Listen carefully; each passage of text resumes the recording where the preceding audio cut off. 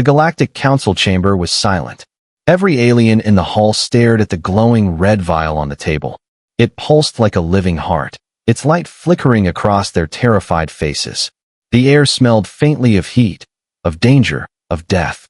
"This is not a weapon," whispered High Chancellor Vreth, his voice shaking. "It is worse." On the holographic screen behind him, images showed burned metal, melted stone, and lifeless bodies. "This liquid," he continued, "was found on an abandoned human outpost at the edge of Sector 9. It destroyed everything it touched." The crowd murmured in horror. A species from the frozen moons of Urlac fainted, their skin blistering just looking at the footage. The Galactic Council had seen many terrors before, but nothing like this. They called it Substance X-99, and they declared it the deadliest poison in the galaxy. For weeks, the Council debated what to do. Should they destroy it, seal it away, or warn every planet? Finally, a message was sent to Earth. It was short and direct. "Humans, do not approach Substance X-99, it is death itself." But humans never listened. On Earth, Dr. Rachel Kane watched the alien transmission with curiosity, not fear. She was a scientist, but also something more, a human who loved the unknown. When she saw the red glowing liquid, she tilted her head and smiled.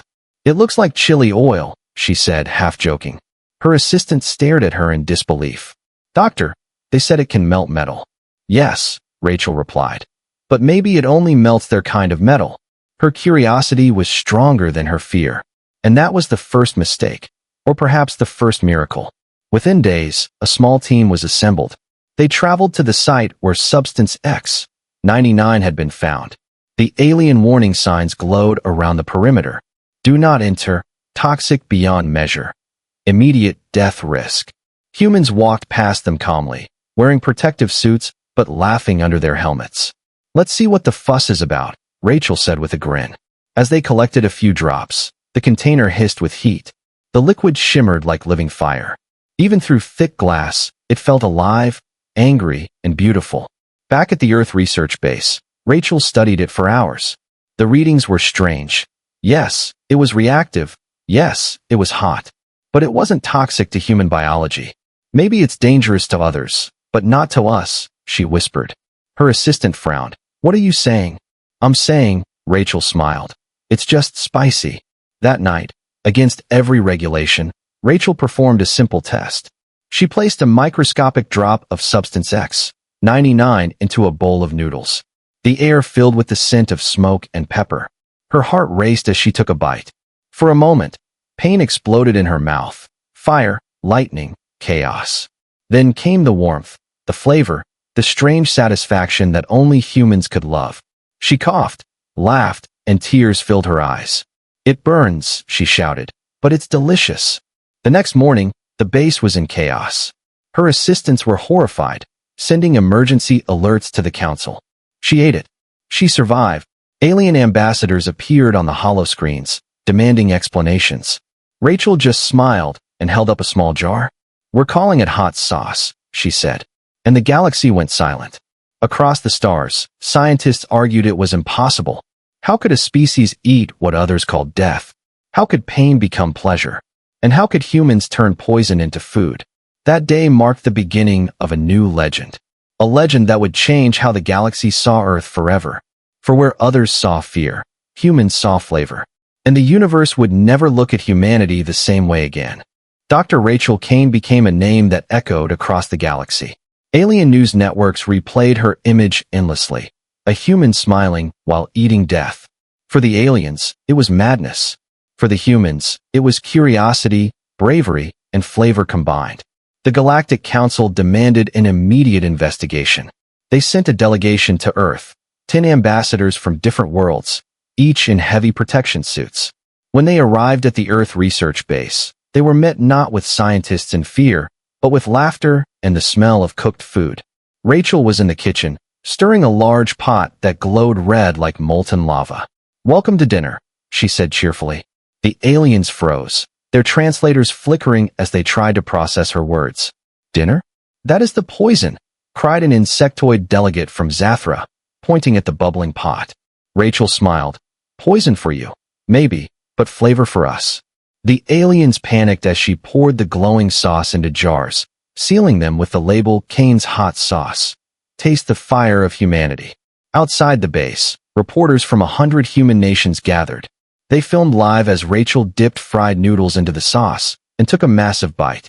The crowd cheered, laughing at her tears and gasps.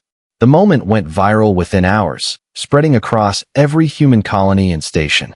People everywhere wanted to try the alien death sauce. Restaurants began selling their own versions. Within a week, hot sauce challenges appeared on the net. People filmed themselves eating the spiciest sauce they could find, sweating, coughing, screaming, and then laughing.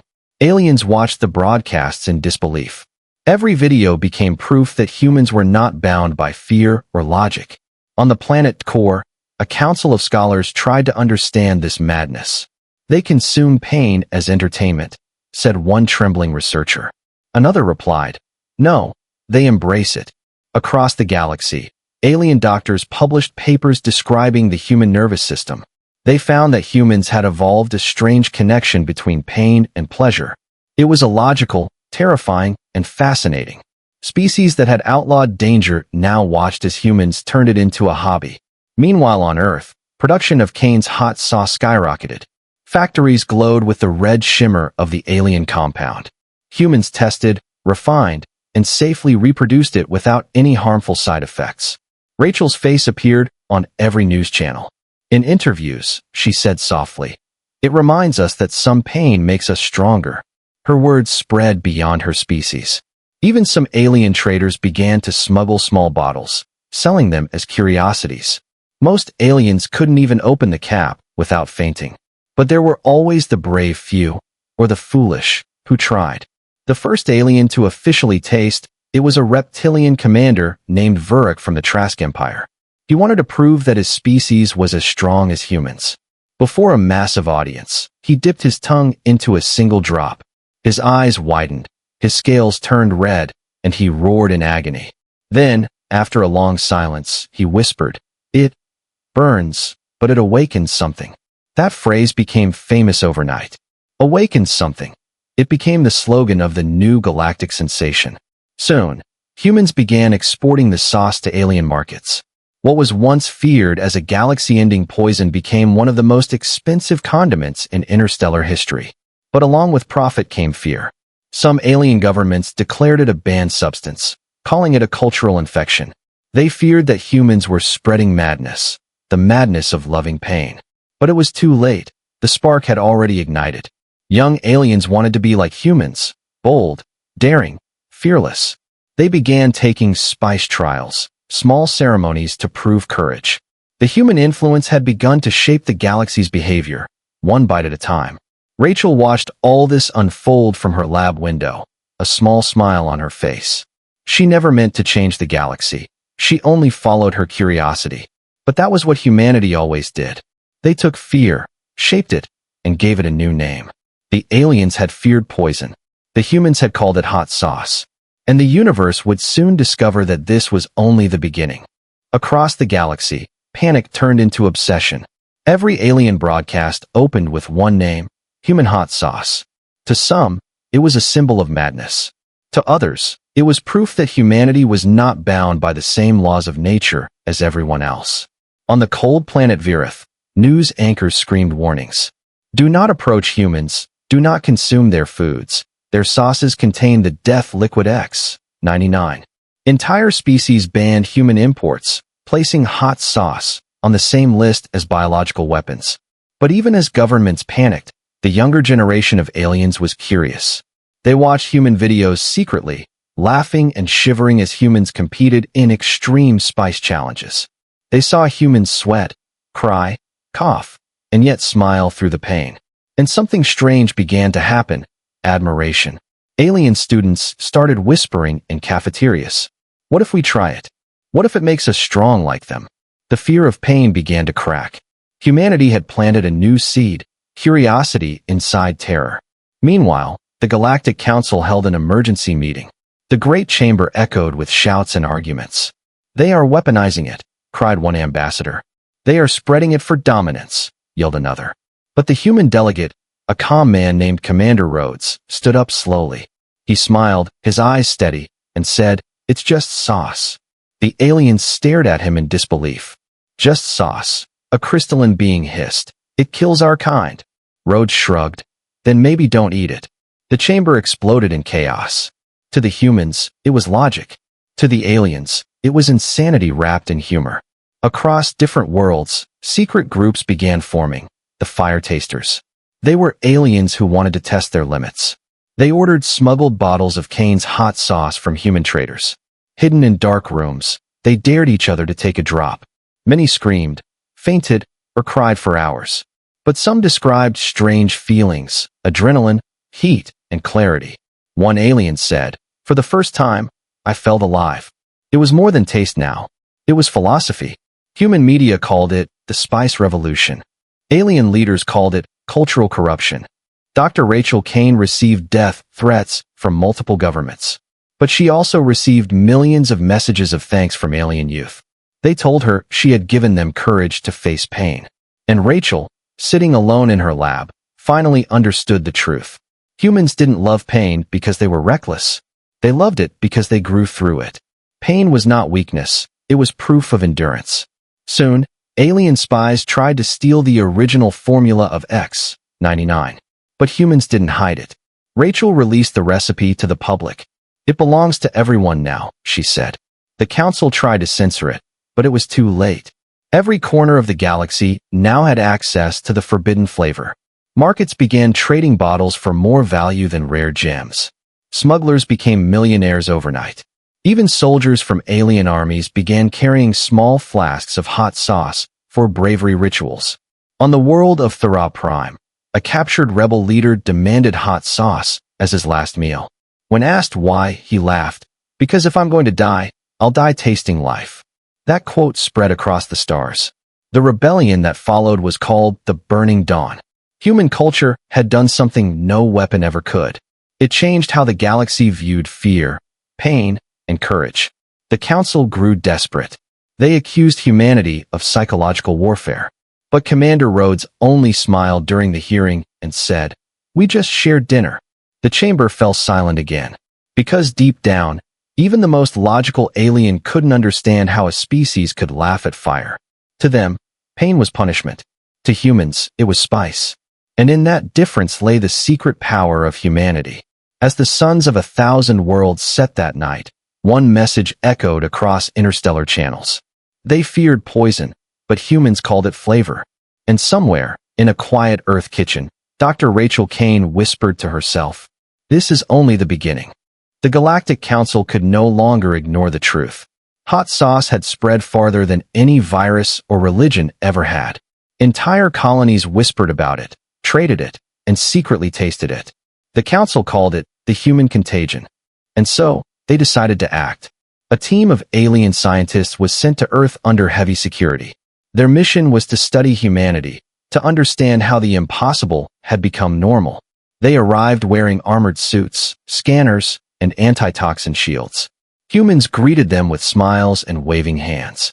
The aliens were confused, expecting hostility or secrecy. Instead, they were taken to a brightly lit laboratory that looked suspiciously like a kitchen. Dr. Rachel Kane stood waiting for them. Her white coat was stained with red sauce, and her eyes sparkled with mischief. "Welcome to Earth," she said, "home of curiosity, chaos, and very good food." The aliens shuffled nervously, scanning the air for toxins. One of them, a tall amphibian named Zurel, trembled as he asked, "How can you survive this?" Rachel simply laughed. "We don't survive it, we enjoy it." The lead alien researcher, Professor Van of the Trask Empire, began the tests. He examined human cells under magnification. He watched videos of humans consuming sauce that registered higher than any pain index imaginable. Every result defied science. "Your nervous systems should shut down," he muttered. "But instead they release pleasure chemicals." Rachel nodded. "Exactly. It's the same reason we climb mountains, run marathons, or watch horror films," she explained. Humans chase the thrill of almost dying, because that's where we feel most alive. The aliens were horrified. To them, life was about safety, control, and comfort. To humans, it was about challenge, heat, and survival through chaos. That was the difference. That was the secret. Later, Rachel invited the alien scientists to a meal. They refused at first, but curiosity won again. A plate of glowing noodles was placed before them, steam rising like mist. Only a drop, Rachel said kindly. No one's forcing you. Zurel hesitated, trembling, then took a small taste. The moment it touched his tongue, his body shook, his skin glowed blue, his eyes watered. He gasped and fell back, every nerve in his body on fire. The humans rushed milk toward him, laughing softly. When he finally recovered, he looked at Rachel with wide eyes and said, "I saw colors I never knew existed." Rachel smiled. "Now you understand." Word spread quickly. "The aliens have eaten the hot sauce," said the headlines across the stars. Clips of Zurel's reaction went viral. For the first time, aliens didn't laugh at humans, they laughed with them. Galactic scientists began calling it the human resilience paradox. Pain had become power, suffering had become strength, and everyone wanted to understand the species that could turn agony into art. Meanwhile, the council grew worried. They feared that this strange new culture would rewrite the galaxy's values. They called another meeting to discuss a containment protocol. But the data was clear, it was already too late. Human philosophy had spread faster than any ship could fly. On distant worlds, alien children dared each other to try spice powder. Alien musicians wrote songs about human courage. And even military academies began using the phrase, "taste the fire," as a motto for bravery. In a private chamber, Professor Vin admitted something quietly to Rachel. "You have changed us," he said. "Not with weapons, but with flavor." Rachel looked up at him, her expression soft but proud. "We never meant to change anyone," she replied. "We just share what makes us human." Vin smiled weakly. "Perhaps that's why you're so dangerous." That night, as stars glittered above Earth, the alien scientists stood outside, looking at the blue planet that defied their logic. To them, it wasn't just a world anymore. It was a challenge, a reminder that fear could be conquered, and that maybe, just maybe, humans were not the weakest species in the galaxy, but the strongest of all, because they were the only ones who could look at death, smile, and say, "Pass the sauce." Months had passed since the alien scientists returned from Earth. The galaxy had changed in ways no one could have predicted. Across 100 worlds, markets overflowed with glowing bottles of Kane's hot sauce. Posters of humans eating fire were painted on walls like ancient heroes. And a new event was sweeping through every star system, the Galactic Spicy Challenge. It began as a joke on Earth, a friendly competition between humans and their alien guests. But when the first video of a Traskian soldier taking a spoonful went viral, everything exploded. Billions watched him shake, roar, and finally laugh through the tears. His final words before collapsing were legendary. "It hurts, but it's beautiful." That line spread faster than light. It became a slogan, a dare, and a challenge. Soon, every spaceport had banners reading, "Taste the fire." Humans turned it into a global festival. Entire cities hosted spice arenas, where humans and aliens stood side by side with bowls of sauce. Crowds chanted as competitors screamed, coughed, and laughed together. Even alien emperors secretly tuned in to watch. Pain had become celebration, and fear had turned into unity. Among the many who wanted to prove themselves was Captain Thrix of Varn. He was a tall, silver-scaled warrior known across the stars for his pride and discipline.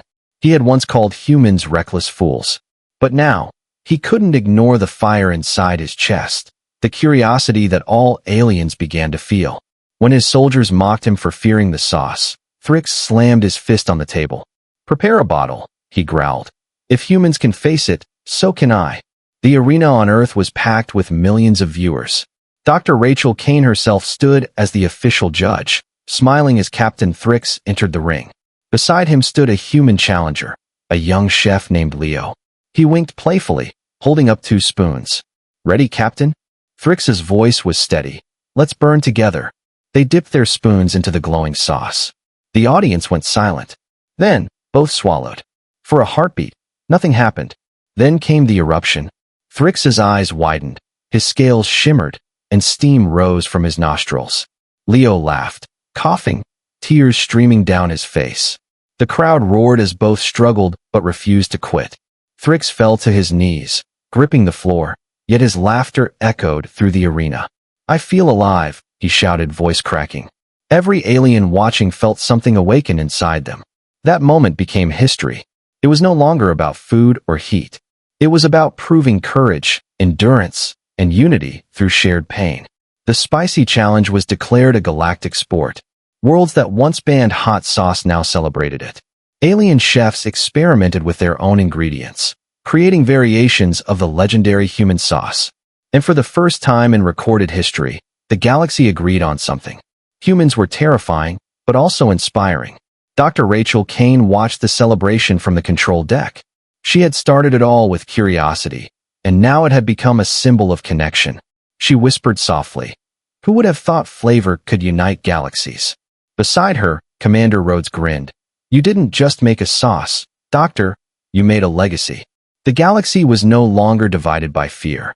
Species that once hid behind shields now faced the unknown with laughter. And though the hot sauce burned their tongues and eyes, it also burned away their limits. Captain Thrix's name was added to the Hall of Courage. His final words replayed endlessly across networks. "Pain is not our enemy, it's our teacher." On that day, the universe celebrated not the destruction of fear, but the birth of something greater. The understanding that even agony could be art. And at the heart of it all stood humanity, smiling, sweating, laughing, and saying, "Who's ready for another round?" The fire of humanity had spread across the stars. What began as a forbidden human curiosity had become a galactic symbol of courage.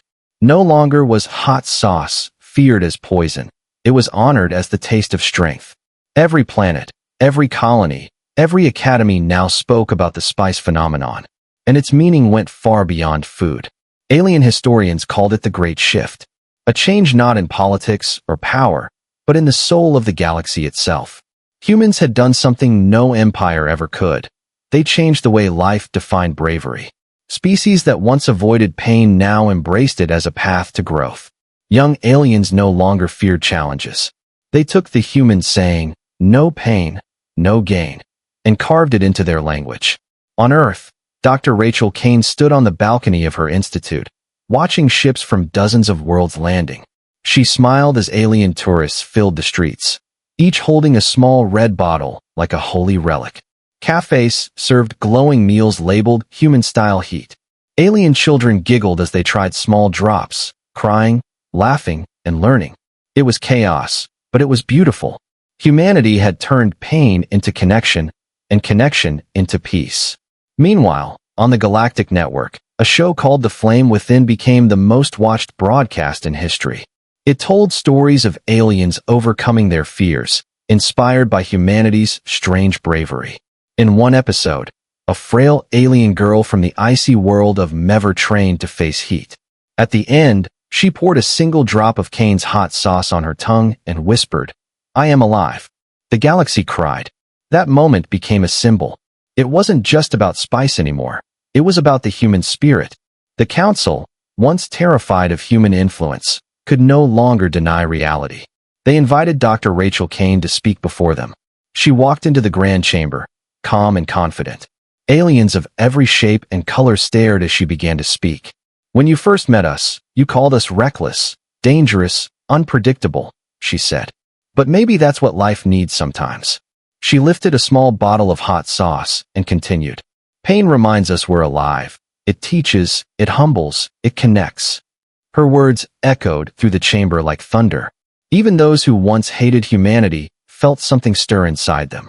For the first time in history, the Galactic Council stood in applause for a human.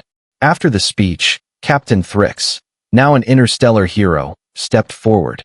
He bowed before Rachel and said, "You taught us courage in a drop of fire." Rachel smiled. "You taught us that courage spreads when shared." From that day forward, the annual Spice Festival was declared an official galactic celebration. It honored not just food, but unity, resilience, and curiosity. Humans and aliens cooked together, laughed together, and remembered that even pain could build peace.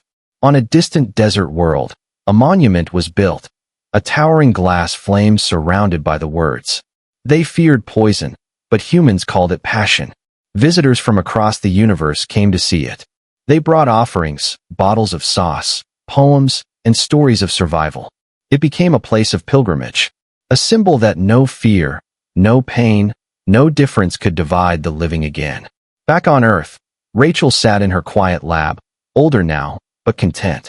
She watched a holographic message from a young alien chef who had won the Galactic Cooking Championship. He said softly, "You taught us to taste life, not hide from it." Rachel wiped a tear and whispered, "That's what being human means." And so, the galaxy changed forever. Empires still rose and fell, wars still came and went. But somewhere on every world, there was always a bottle of red sauce on the table, a reminder of the strange species from a small blue planet, who looked at death, smiled, and said, "Pass the spice." And in that laughter, the universe found something it had lost long ago, the joy of feeling alive. Centuries passed, and the galaxy remembered the fire that came from Earth. The humans who once shocked the stars with their reckless courage had become legends. Their stories were taught in schools, carved into monuments, and whispered across generations. And among all their inventions and philosophies, one symbol remained eternal: the bottle of hot sauce. It was no longer just a condiment. It had become a sacred relic of history, the first proof that humanity could turn fear into strength. Entire cultures adopted it as a ritual of bravery. Before great journeys, before battles, before vows, aliens would take a drop of the crimson liquid. They called it the fire of life. On the distant planet Varn, where Captain Thrix once stood against fear, a great festival was held each year. Aliens and humans from across the stars gathered under banners that read, "Taste the flame." Statues of Dr. Rachel Kane stood tall, holding a spoon with a small droplet of glowing red. Children placed flowers at her feet. Stories told of how one woman's curiosity reshaped the meaning of courage for an entire galaxy. Even the Galactic Council, once terrified of humanity, now honored Earth as the cradle of resilience. Human ambassadors were no longer treated with caution, but with deep respect. They were the species who dared to live on the edge of pain and wonder, the ones who could face the impossible with a laugh. And in that laughter, every civilization saw something of themselves, something they had forgotten: the will to feel alive. In the grand archives of the Trask Empire, a historian recorded an ancient hologram. It was the moment when Rachel first ate the so-called poison. Her eyes tearing, her face red, yet her laughter pure. The historian wrote beneath the image, "She did not conquer death, she befriended it." That line became a universal proverb, taught even in schools of logic and science. Meanwhile, on the blue planet that started it all, humanity had evolved, but never changed. Restaurants still served hot sauce challenges. Tourists from across the stars came to Earth to test their courage. Some fainted, some cried, some danced in joy. Every year, on the anniversary of the first taste, the sky above Earth was filled with ships. All lights pointed toward the planet in silent tribute. It wasn't just about spice anymore. It was about memory, about unity, about spirit. In her final years, Dr. Rachel Kane was remembered not as a scientist, but as a philosopher. When asked why humans had created something so dangerous, she smiled softly and said, "Because danger reminds us that we are alive, and living should never be safe." Her words were engraved on every spice monument across the stars. After her death, the Galactic Federation declared her birthday as the Day of Flame, a day to celebrate courage, curiosity, and the beauty of feeling. And so the story became legend. Aliens who had once trembled at the thought of heat now carried small bottles as charms of strength. Warriors wore it on their armor. Explorers sprinkled it on their rations. Even peace treaties were signed with a ceremonial drop, because everyone knew what it meant: unity through pain, life through fire. Generations later, children still asked their teachers, "Is it true that humans ate the galaxy's deadliest poison?" And the teachers smiled, replying, "Yes," and they called it hot sauce. Laughter filled every classroom, but behind that laughter was awe, because they all knew, deep down, what it really meant. It meant that humanity, small and fragile as they once seemed, had done what no empire ever could. They had turned death into flavor, fear into courage, and pain into beauty. And those centuries had passed. One truth still burned bright across the universe. They feared poison, but humans called it passion. And that passion, glowing red and eternal, would forever remind the stars that humanity's fire never dies.